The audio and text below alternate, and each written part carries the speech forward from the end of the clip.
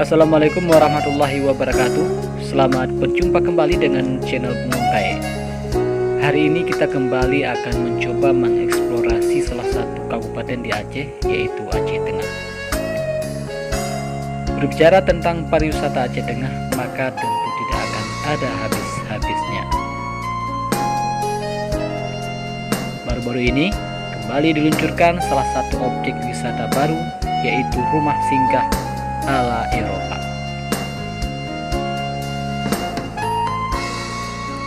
Objek wisata ini terletak di Kampung Ishak, Simpang 3 Penarun, Aceh Tengah, yang jauhnya sekitar 48 km dari Takengon arah ke Blang Keceret.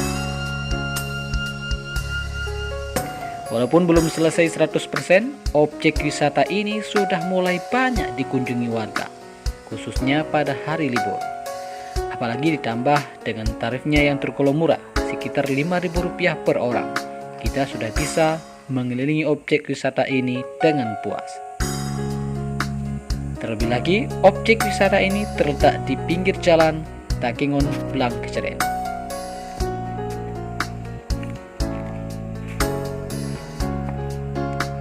Untuk mencapai ke lokasi pariwisata ini, dari kota Takengon kita hanya membutuhkan waktu kurang 2 jam via jalan mulus yang melewati Kecamatan Linge, Aceh Tengah.